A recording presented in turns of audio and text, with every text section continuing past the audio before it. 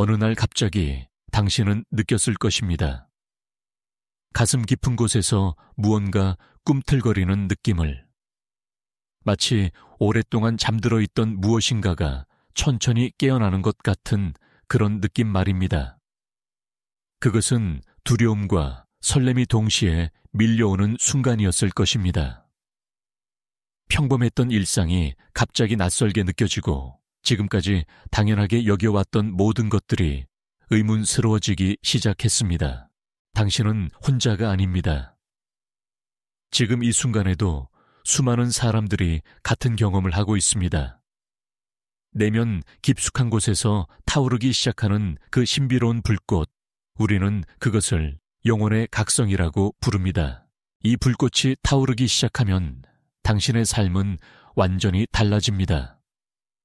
마치 새로운 안경을 쓴 것처럼 세상이 다르게 보이기 시작하고 이전에는 느끼지 못했던 감정들이 밀려옵니다. 어떤 때는 그 강렬함에 압도당할 수도 있고 어떤 때는 그 아름다움에 눈물이 날 수도 있습니다. 하지만 많은 사람들이 이런 변화를 겪으면서 혼란스러워합니다. 이것이 정상적인 것인지 자신이 미쳐가는 것은 아닌지 걱정하기도 합니다. 주변 사람들은 이해하지 못하고 때로는 걱정스러운 눈빛으로 바라보기도 합니다. 그래서 많은 사람들이 이 소중한 경험을 숨기거나 억누르려고 하죠. 오늘 저는 여러분과 함께 이 놀라운 여정의 신호들을 살펴보고자 합니다. 칼 융이 평생에 걸쳐 연구했던 개성화 과정과 집단 무의식의 세계에서 발견할 수 있는 8가지 중요한 신호들입니다. 이 신호들을 알아차리고 이해할 때 여러분은 더 이상 혼란스러워하지 않을 것입니다. 오히려 이 소중한 변화를 환영하고 포용할 수 있게 될 것입니다. 이 8가지 신호들은 마치 나침반과 같습니다. 내면의 어둠 속에서 길을 잃었을 때 방향을 가리켜주는 별과 같은 존재입니다. 그리고 무엇보다 중요한 것은 이 모든 경험이 당신을 더 완전하고 진정한 자신으로 이끌어간다는 사실입니다. 심리학자이자 정신분석학자였던 칼 구스타프 융은 인간의 정신이 끊임없이 성장하고 발전하는 존재라고 보았습니다. 그는 우리 모두가 태어날 때부터 가지고 있는 완전함을 향한 충동, 즉 개성화에 대한 열망을 가지고 있다고 말했습니다. 이 과정에서 우리는 자신의 그림자와 마주하게 되고 아니마와 아니무스를 통합하며 마침내 진정한 자기 자신을 발견하게 됩니다. 바로 지금 당신이 경험하고 있는 그 변화들이 이 거대한 여정의 시작점일 수 있습니다. 그 작은 신호들을 놓치지 마세요. 왜냐하면 그것들은 당신의 영혼이 보내는 가장 소중한 메시지이기 때문입니다. 첫 번째 신호는 꿈의 변화입니다. 어느 날부터인가 당신의 꿈이 평소와 달라졌다는 것을 느꼈을 것입니다. 더 생생하고 더 상징적이며 때로는 예언적이기까지 한 꿈들이 찾아오기 시작했습니다. 윤근 꿈을 무의식이 의식과 소통하는 가장 중요한 통로라고 보았습니다. 무의식은 우리가 깨어있는 동안 놓치고 있는 중요한 메시지들을 꿈을 통해 전달합니다. 영혼의 각성이 시작되면 무의식의 활동이 더욱 활발해집니다. 그동안 억눌려 있던 내용들이 의식의 표면으로 떠오르려고 하고 이 과정에서 꿈은 더욱 강렬하고 의미심장한 내용들로 가득 차게 됩니다. 당신은 아마도 이전에는 경험해보지 못한 생생한 색깔의 꿈들을 꾸기 시작했을 것입니다. 때로는 너무나 현실적이어서 꿈인지 현실인지 구분하기 어려운 경험도 했을 것입니다. 이런 꿈들 중에는 반복되는 패턴이 있을 수 있습니다. 같은 장소가 자꾸 나타나거나 비슷한 상황이 계속 반복되거나 특정한 인물이나 동물이 지속적으로 등장할 수 있습니다. 융은 이런 반복되는 꿈의 요소들을 매우 중요하게 여겼습니다. 무의식이 특별히 주목하라고 하는 메시지들이기 때문입니다. 특히 물과 관련된 꿈들이 자주 나타날 수 있습니다. 바다강 호수 또는 비와 같은 물의 이미지들은 무의식의 깊은 층을 상징합니다. 당신이 내면의 깊은 곳으로 여행을 시작했다는 신호일 수 있습니다. 때로는 물속으로 들어가는 꿈을 꾸기도 하고 물 위를 걷는 꿈을 꾸기도 합니다. 이는 의식과 무의식 사이의 경계를 넘나들고 있다는 의미로 해석될 수 있습니다. 동물들이 꿈에 자주 등장하는 것도 중요한 신호입니다. 융은 동물을 인간의 본능적 측면을 상징하는 존재로 보았습니다. 특히 야생동물이나 신화적 동물들이 꿈에 나타난다면 그것은 당신의 원시적 에너지와 창조적 힘이 깨어나고 있다는 신호일 수 있습니다. 늑대곰, 독수리, 뱀과 같은 동물들은 각각 다른 의미를 가지지만 모두 강력한 변화의 에너지를 상징합니다. 꿈에서 높은 곳에 올라가거나 날아다니는 경험도 중요합니다. 이는 의식의 확장을 의미하며 더 넓은 관점에서 삶을 바라보기 시작했다는 신호입니다. 산꼭대기에 올라서서 아래를 내려다보는 꿈, 하늘을 날아다니는 꿈 또는 우주 공간에서 지구를 바라보는 꿈 등은 모두 영적 성장과 관련된 중요한 상징들입니다. 반대로 지하나 동굴로 내려가는 꿈도 의미가 있습니다. 이는 자신의 그림자 측면, 즉 억압되어 있던 부분들과 마주할 준비가 되었다는 신호일 수 있습니다. 융은 진정한 성장을 위해서는 반드시 자신의 어두운 면과 대면해야 한다고 강조했습니다. 이런 꿈들이 무섭거나 불안할 수 있지만 실제로는 매우 긍정적인 변화의 신호입니다. 죽음과 관련된 꿈들도 각성 과정에서 자주 나타납니다. 하지만 이런 꿈들을 문자 그대로 받아들일 필요는 없습니다. 심리학적으로 죽음은 변화와 재탄생을 의미합니다. 옛 자신이 죽고 새로운 자신이 태어나는 과정을 상징하는 것입니다. 자신이 죽는 꿈, 누군가의 죽음을 목격하는 꿈, 또는 유령이나 죽은 사람과 대화하는 꿈들은 모두 내면의 큰 변화가 일어나고 있다는 신호입니다. 꿈일기를 쓰기 시작했다면 그 자체로도 중요한 변화의 신호입니다. 갑자기 꿈에 관심을 갖게 되고 꿈의 내용을 기억하려고 노력하며 그 의미를 찾으려고 하는 것은 무의식과의 소통에 대한 열망이 깨어났다는 증거입니다.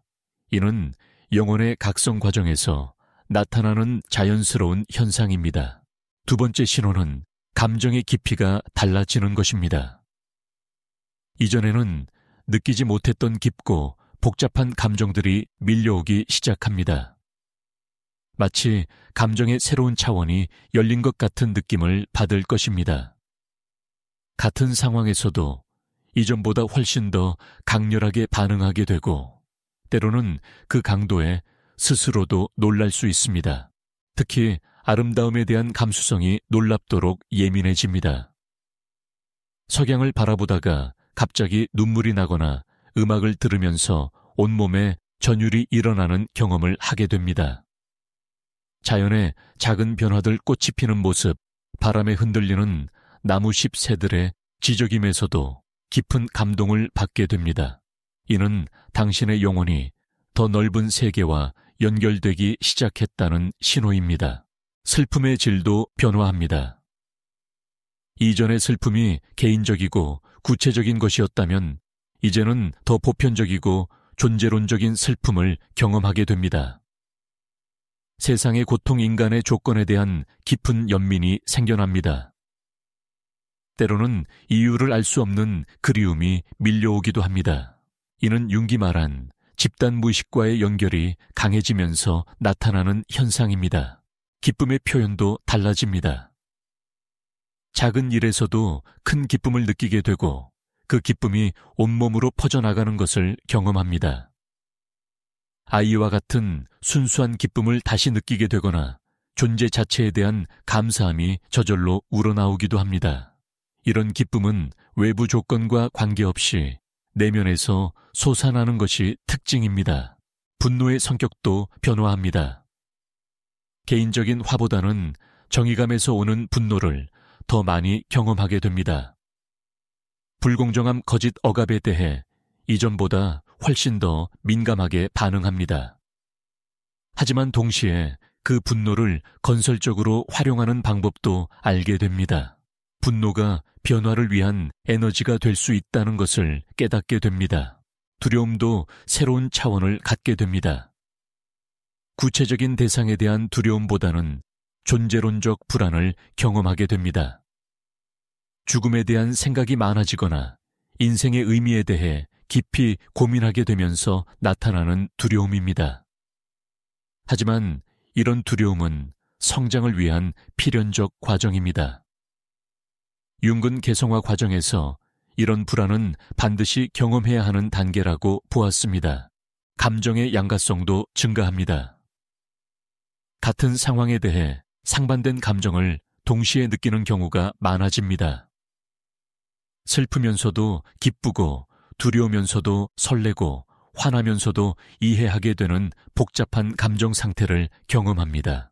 이는 의식이 더 복잡하고 미묘한 차원으로 발전했다는 증거입니다. 직관적 감정도 발달합니다. 논리적으로 설명할 수는 없지만 어떤 상황이나 사람에 대해 즉각적으로 느끼는 감정이 생깁니다. 이런 직관적 감정은 대부분 정확하며 점점 이를 신뢰하게 됩니다. 융은 이런 직관을 매우 중요한 심리적 기능으로 보았으며 개성화 과정에서 직관의 발달은 필수적이라고 강조했습니다. 감정의 전이성도 특징입니다. 다른 사람의 감정을 마치 자신의 것처럼 느끼게 되거나 공간의 에너지를 민감하게 감지하게 됩니다. 어떤 장소에 들어가자마자 그곳의 분위기를 몸으로 느끼거나 사람들의 감정 상태를 말로 듣기 전에 먼저 감지하게 됩니다. 이는 개인의 경계가 더 유연해지면서 나타나는 현상입니다. 세 번째 신호는 가치관의 대전환입니다. 지금까지 중요하다고 생각했던 것들이 갑자기 의미 없게 느껴지고 반대로 이전에는 관심 없던 것들이 소중하게 여겨지기 시작합니다. 이는 단순한 취향의 변화가 아니라 존재의 근본적인 우선순위가 재정렬되는 과정입니다. 물질적 성공에 대한 관점이 변화합니다. 돈, 지위, 소유물에 대한 집착이 줄어들고 오히려 이런 것들이 진정한 행복과는 거리가 있다는 것을 깨닫게 됩니다. 물론 생활을 위해 필요한 것들의 중요성을 부인하는 것은 아닙니다. 다만 그것들이 삶의 목적이 될 수 없다는 것을 이해하게 됩니다. 대신 내적 풍요로움, 정신적 성장, 영적 발전에 더 큰 가치를 두게 됩니다. 관계에 대한 이해도 깊어집니다. 표면적이고 형식적인 관계보다는 진정성 있는 소통을 추구하게 됩니다. 많은 사람과 얕은 관계를 맺는 것보다는 소수의 사람들과 깊이 있는 관계를 나누는 것을 선호합니다. 타인을 판단하기보다는 이해하려고 노력하게 되고 모든 사람이 자신만의 여정을 걸어가고 있다는 것을 받아들입니다. 시간에 대한 관념도 변화합니다. 과거의 후회나 미래의 걱정보다는 현재 순간의 소중함을 깨닫게 됩니다. 효율성과 생산성만을 추구하던 시간 사용에서 벗어나 의미 있는 시간, 질적인 시간의 중요성을 이해합니다. 때로는 아무것도 하지 않고 그저 존재하는 것만으로도 가치 있다는 것을 경험합니다. 일과 직업에 대한 관점도 달라집니다. 단순히 돈을 벌기 위한 수단으로서의 일이 아니라 자신의 재능과 열정을 표현하고 세상에 기여할 수 있는 수단으로서의 일을 추구하게 됩니다. 융근 개인이 자신의 고유한 재능을 발견하고 그것을 통해 집단에 기여하는 것을 개성화의 중요한 측면으로 보았습니다. 교육과 학습에 대한 태도도 변화합니다. 남들보다 앞서거나 경쟁에서 이기기 위한 학습이 아니라 진정한 지혜와 이해를 추구하는 학습을 하게 됩니다. 책을 읽더라도 정보 습득보다는 영감과 통찰을 얻기 위해 읽게 되고 배움 자체에서 기쁨을 느끼게 됩니다. 건강에 대한 접근도 바뀝니다. 단순히 병이 없는 상태가 아니라 몸과 마음과 영혼의 조화로운 상태로서의 건강을 추구합니다. 몸의 신회에 더 민감해지고 자연스러운 치유력을 믿게 됩니다. 음식도 영양소의 공급원이 아니라 생명력의 전달체로 인식하게 됩니다. 예술과 창조성에 대한 관심이 높아집니다. 이전에는 실용적이지 않다고 여겼던 예술 활동들이 삶에 꼭 필요한 것으로 느껴집니다. 직접 창작 활동을 하지 않더라도 예술 작품을 감상하는 것만으로도 영혼의 양식을 얻는다는 것을 깨닫습니다. 윤근 창조적 표현을 개성화 과정의 중요한 도구로 보았습니다. 자연과의 관계도 새로워집니다. 자연을 정복하거나 이용해야 할 대상이 아니라 함께 공존해야 할 생명체로 인식합니다. 자연 속에서 보내는 시간이 단순한 휴식이 아니라 영적 충전의 시간이 됩니다. 계절의 변화, 자연의 순환에서 인생의 의미를 발견하게 됩니다. 봉사와 나눔에 대한 마음이 자연스럽게 생겨납니다. 자신만의 행복을 추구하던 것에서 벗어나 타인과 사회에 기여하고 싶은 마음이 생깁니다. 이는 강요되거나 의무감에서 나오는 것이 아니라 진정한 내면의 욕구에서 우러나오는 것입니다. 윤근 개성화의 궁극적 목표가 개인의 완성을 통한 집단의 기여라고 보았습니다. 네 번째 신호는 동시성 경험의 증가입니다. 동시성은 윤기 만든 개념으로 의미 있는 우연의 일치를 의미합니다. 영혼의 각성이 시작되면 이런 의미 있는 우연들을 자주 경험하게 됩니다. 마치 우주가 당신과 대화를 나누고 있는 것 같은 느낌을 받을 것입니다. 책을 읽다가 바로 그 내용과 관련된 상황을 현실에서 마주치거나 누군가를 생각하는 순간 그 사람으로부터 연락이 오거나 어떤 결정을 고민하고 있을 때 우연히 들은 대화에서 답을 찾게 되는 경험들이 늘어납니다. 처음에는 단순한 우연이라고 생각할 수 있지만 점점 이런 일들의 빈도가 높아지고 의미가 깊어집니다. 숫자의 동시성도 자주 나타납니다. 특정 숫자를 계속해서 보게 되거나 중요한 순간마다 같은 숫자가 반복적으로 나타나는 경험을 할 수 있습니다. 시계를 볼 때마다 같은 시간이 보이거나 영수증 차량 번호 책의 페이지에서 같은 숫자를 반복해서 보게 됩니다. 융은 이런 현상을 무의식이 의식해주는 신호로 해석했습니다. 꿈과 현실의 연결도 강해집니다. 꿈에서 본 장면이 실제로 현실에서 일어나거나 꿈에서 만난 사람을 현실에서 우연히 만나게 되는 경험을 할 수 있습니다. 또는 현실에서 고민하던 문제의 해답을 꿈에서 찾게 되기도 합니다. 이는 의식과 무의식 사이의 경계가 더 유연해졌다는 신호입니다. 자연현상과의 동시성도 나타납니다. 특별한 감정 상태에 있을 때 그에 맞는 날씨나 자연현상을 경험하게 됩니다. 슬픔에 빠져 있을 때 비가 내리기 시작하거나 기쁜 마음일 때 무지개를 보게 되거나 중요한 결정을 내려야 할 때 강한 바람이 불기 시작하는 등의 경험입니다. 물론 이는 과학적으로 설명할 수 있는 우연일 수도 있지만 각성 과정에서는 이런 경험들이 특별한 의미로 다가옵니다. 인간 관계에서의 동시성도 증가합니다. 필요한 순간에 딱 맞는 사람을 만나게 되거나 어려운 상황에서 도움을 줄 수 있는 사람이 우연히 나타나는 경험을 하게 됩니다. 또는 비슷한 고민을 하고 있는 사람들과 연속해서 만나게 되어 서로에게 위로와 지혜를 주고받게 됩니다. 정보의 동시성도 특징적입니다. 어떤 주제에 관심을 갖기 시작하면 그와 관련된 정보들이 사방에서 쏟아져 들어오는 경험을 합니다. 책 기사, 대화 강의 등 다양한 경로를 통해 같은 주제의 정보들이 계속해서 당신에게 도달합니다. 마치 우주가 당신의 학습을 돕고 있는 것 같은 느낌을 받게 됩니다. 상징과 은유의 등장도 빈번해집니다. 일상생활에서 마주치는 것들이 단순한 사물이 아니라 깊은 의미를 담은 상징으로 다가옵니다. 길에서 본 새, 우연히 주운 돌멩이 바람에 날리는 낙엽 등이 모두 특별한 메시지를 담고 있는 것처럼 느껴집니다. 윤근 무의식이 상징적 언어로 소통한다고 보았으며 이런 상징들을 읽어내는 능력이 개성화 과정에서 중요하다고 강조했습니다. 이런 동시성 경험들은 처음에는 신기하고 흥미롭게 느껴지지만 점점 더 깊은 의미를 갖게 됩니다. 단순히 우연의 일치가 아니라 내면의 성장과 변화를 반영하는 외적 표현으로 인식하게 됩니다. 그리고 이런 경험들을 통해 자신이 더 큰 전체의 일부라는 것을 깨닫게 됩니다. 5번째 신호는 직관력의 급격한 발달입니다. 논리적 사고만으로는 설명할 수 없는 알매 방식이 발달하기 시작합니다. 어떤 상황에서 즉각적으로 옳고 그름을 판단할 수 있게 되거나 미래에 일어날 일을 어렴풋이 예감할 수 있게 됩니다.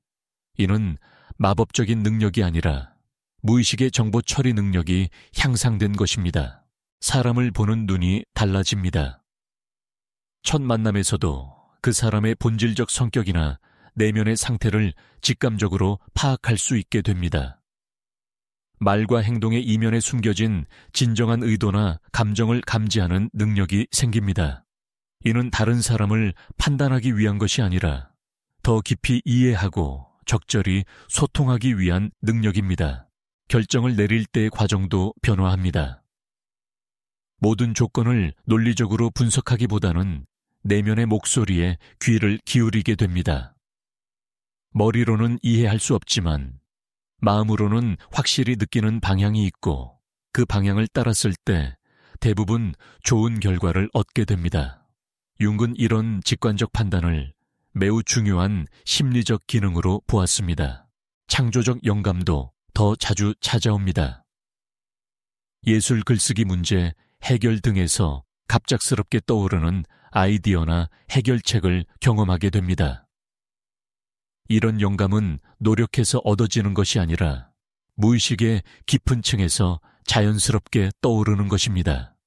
중요한 것은 이런 영감이 찾아왔을 때 그것을 놓치지 않고 포착하는 것입니다. 몸의 감각도 예민해집니다. 특정 장소나 상황에서 몸으로 먼저 느끼는 반응이 생깁니다.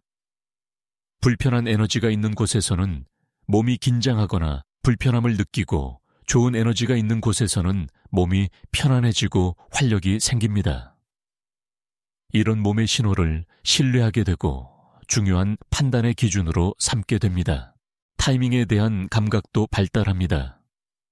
언제 행동을 시작해야 하고 언제 기다려야 하는지를 직감적으로 알게 됩니다. 너무 빨라도 너무 늦어도 안 되는 절묘한 순간을 포착하는 능력이 생깁니다. 이는 특히 인간관계나 중요한 결정에서 매우 유용한 능력입니다. 위험이나 기회에 대한 예감도 정확해집니다.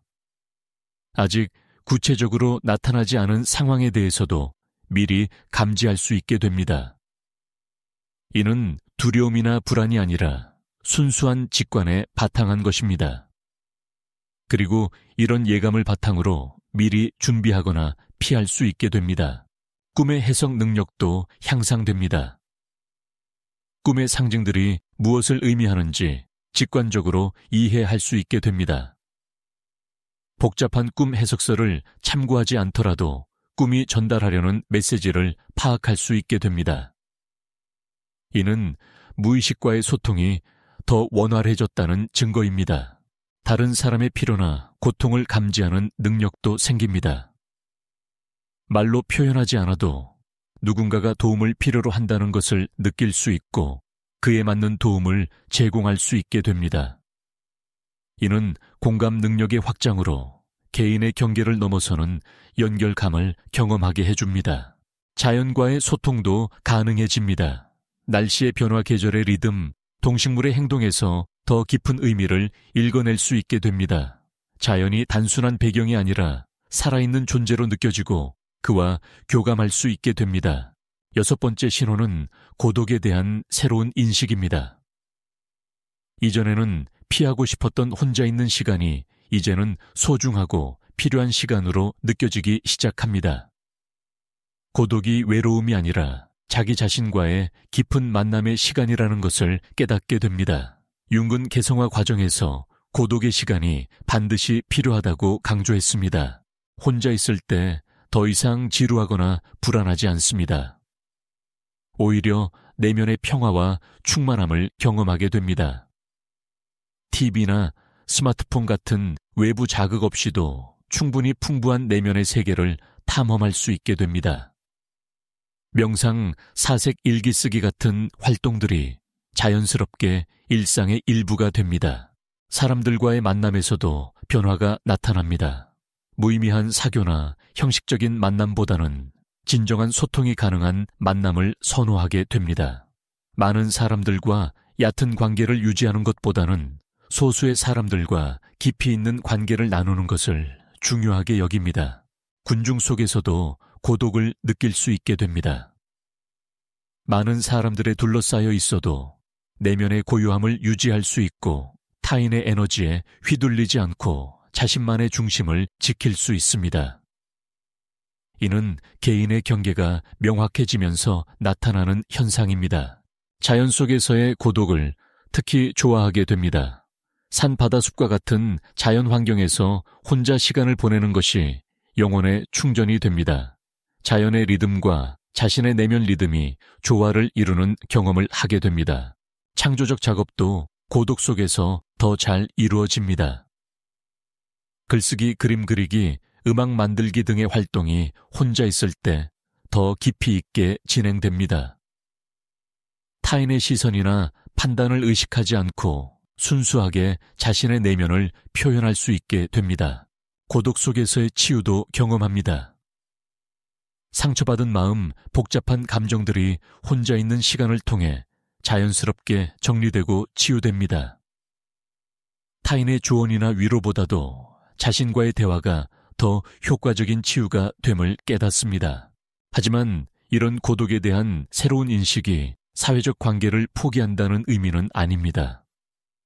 오히려 고독의 시간을 통해 자신을 더 잘 이해하게 되면서 타인과의 관계도 더 건강하고 진정성 있게 만들어갈 수 있게 됩니다.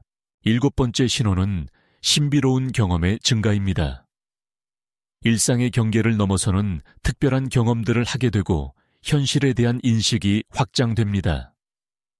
이런 경험들은 종교적이거나 영적인 것일 수도 있고 순수하게 심리적인 것일 수도 있습니다. 중요한 것은 이런 경험을 통해 존재에 대한 더 깊은 이해를 갖게 된다는 것입니다. 명상이나 깊은 사색 중에 의식이 확장되는 경험을 할 수 있습니다. 평소에 자아 경계를 넘어서서 더 큰 전체와 하나가 되는 느낌을 받을 수 있습니다. 이때 깊은 평화와 사랑 지혜를 경험하게 됩니다. 융은 이런 경험을 자기 원형과의 만남으로 해석했습니다. 자연과의 깊은 교감도 신비로운 경험 중 하나입니다. 나무나 꽃, 동물들과 마치 소통하는 것 같은 느낌을 받을 수 있습니다. 자연의 생명력이 직접적으로 전달되는 것을 느끼거나 자연의 지혜를 직관적으로 이해하게 되는 경험을 할 수 있습니다. 예술 작품을 감상할 때도 신비로운 경험이 가능합니다. 그림, 음악, 시 등을 통해 작가의 영혼과 직접 소통하는 것 같은 느낌을 받거나 작품 속에서 인생의 깊은 진리를 발견하게 되는 경우가 있습니다. 때로는 작품을 보는 순간 시간이 정지한 것 같은 경험을 하기도 합니다. 꿈과 현실의 경계가 모호해지는 경험도 할 수 있습니다. 꿈에서 받은 메시지나 만난 존재가 현실에서도 계속 영향을 미치는 것을 느낄 수 있습니다. 또는 깨어있는 상태에서도 꿈과 같은 상징적 경험을 하는 경우가 있습니다. 시간과 공간에 대한 인식도 변화합니다. 과거, 현재, 미래가 하나로 연결된 것처럼 느껴지거나 물리적 거리와 상관없이 누군가와 깊이 연결되어 있음을 느끼는 경험을 할 수 있습니다. 이는 일반적인 시공간 인식을 넘어서는 확장된 의식 상태입니다. 죽음과 관련된 신비로운 경험도 나타날 수 있습니다. 죽은 사람과의 만남을 꿈이나 명상 중에 경험하거나 죽음에 대한 두려움이 사라지면서 오히려 죽음을 자연스러운 변화의 과정으로 받아들이게 되는 경우가 있습니다. 공시성과 관련된 신비로운 경험도 증가합니다. 생각한 것이 즉시 현실로 나타나거나 필요한 것이 놀라운 방식으로 주어지는 경험을 할 수 있습니다. 이는 내면의 변화가 외부 현실에도 영향을 미친다는 것을 실제로 체험하는 순간들입니다. 치유와 관련된 신비로운 경험도 가능합니다. 손을 대지 않고도 다른 사람의 고통을 덜어주거나 자신의 몸과 마음의 상처가 기적적으로 치유되는 경험을 할 수 있습니다. 이는 생명력의 본질적 힘을 직접 경험하는 순간들입니다. 지혜나 지식이 갑자기 전달되는 경험도 있습니다. 배운 적이 없는 내용을 갑자기 알게 되거나 복잡한 문제의 해답이 순간적으로 떠오르는 경우가 있습니다. 이는 집단 무의식의 지혜에 접근하게 된 것으로 해석될 수 있습니다. 이런 신비로운 경험들은 일시적일 수도 있고 지속적일 수도 있습니다.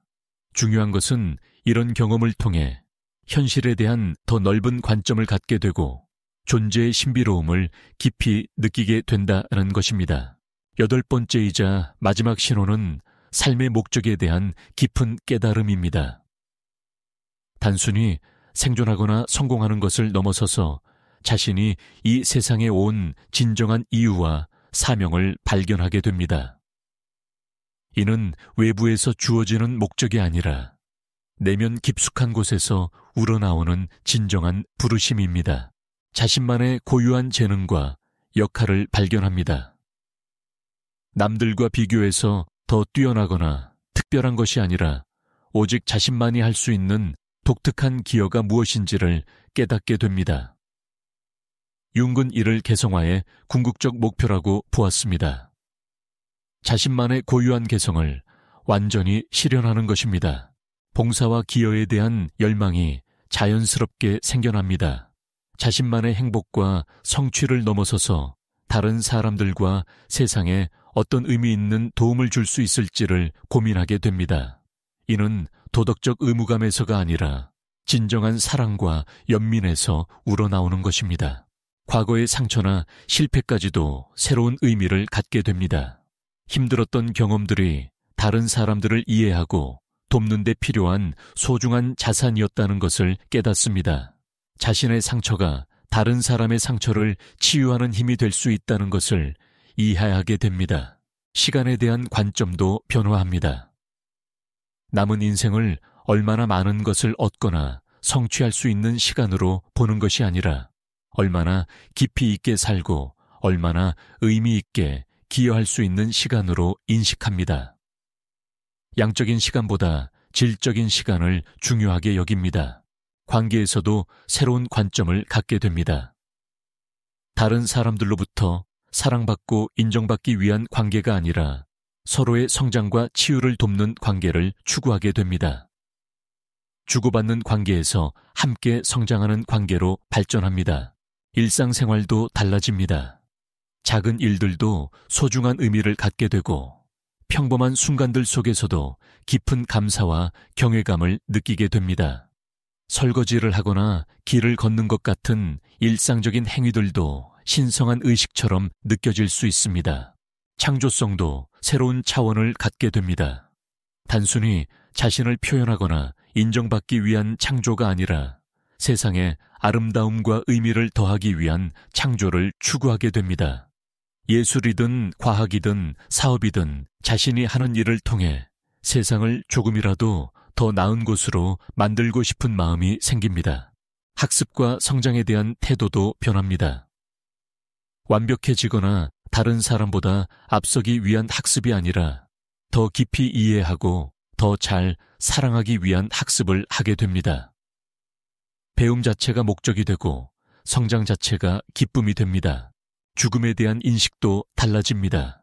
죽음을 두려워하거나 피하려는 대상이 아니라 삶의 자연스러운 완성으로 받아들이게 됩니다. 중요한 것은 얼마나 오래 사느냐가 아니라 얼마나 깊이 있게 의미 있게 사느냐 하는 것을 깨닫습니다. 이런 깨달음들은 갑자기 완전한 형태로 주어지는 것이 아닙니다. 점진적으로 때로는 아주 미묘하게 내면에서 자라나는 것입니다. 그리고 이 과정에서 때로는 혼란이나 저항을 경험할 수도 있습니다. 기존의 삶의 방식을 바꾸는 것은 쉽지 않기 때문입니다. 하지만 일단 이런 깨달음의 씨앗이 심어지면 그것은 자연스럽게 자라나며 삶의 모든 영역을 변화시켜 나갑니다. 외부의 강요나 노력이 아니라 내면의 자연스러운 힘에 의해 변화가 일어납니다. 융은 개성화를 인생의 후반부, 특히 35세 이후에 주요 과제로 보았습니다. 하지만 현대에는 이런 변화가 더 일찍 시작되는 경우도 많습니다. 중요한 것은 나이가 아니라 내면의 준비 상태입니다. 영혼이 더 깊은 차원으로 성장할 준비가 되었을 때 이런 변화들이 시작됩니다. 이 8가지 신호들은 모두 연결되어 있습니다. 하나의 신호가 나타나기 시작하면 다른 신호들도 차례로 나타나게 됩니다. 그리고 이 모든 신호들은 궁극적으로 같은 방향을 가리킵니다.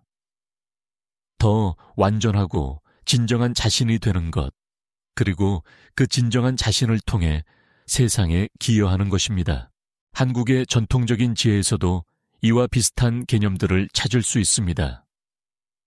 수신제가치 국평천하의 이념에서 볼 수 있듯이 먼저 자신을 완성하고 그 다음에 세상에 기여한다는 순서는 융의 개성화 이론과 매우 유사합니다. 또한 선불교의 깨달음 과정에서 나타나는 여러 단계들도 이런 내적 변화의 신호들과 많은 공통점을 가지고 있습니다. 중요한 것은 이런 신호들을 경험할 때 두려워하거나 거부하지 않는 것입니다. 변화는 항상 불안감을 동반하지만 이런 내적 변화는 궁극적으로 더 큰 평화와 기쁨으로 이끕니다. 마치 나비가 되기 위해 애벌레가 번데기 상태를 거쳐야 하는 것처럼 더 완전한 자신이 되기 위해서는 이런 변화의 과정을 거쳐야 합니다. 또한 이 과정에서 외로움을 느낄 수도 있습니다. 주변 사람들이 이해하지 못할 수도 있고 기존의 관계나 환경과 맞지 않을 수도 있습니다. 하지만 이것도 성장 과정의 자연스러운 일부입니다. 점차 비슷한 변화를 경험하는 사람들과 만나게 되고 새로운 형태의 깊이 있는 관계들을 만들어가게 됩니다. 실제로 이런 내적 변화를 겪고 있다면 몇 가지 도움이 될 만한 방법들이 있습니다. 먼저 일기를 쓰는 것입니다. 자신의 경험과 감정 변화들을 기록함으로써 그 의미를 더 명확하게 파악할 수 있습니다. 융 자신도 평생에 걸쳐 일기와 기록을 남겼으며 이를 통해 자신의 개성화 과정을 탐구했습니다. 꿈일기도 매우 유용합니다. 앞서 말했듯이 꿈은 무의식과의 중요한 소통 통로입니다. 꿈의 내용을 기록하고 그 의미를 탐구하는 것은 내적 변화를 이해하는 데 큰 도움이 됩니다.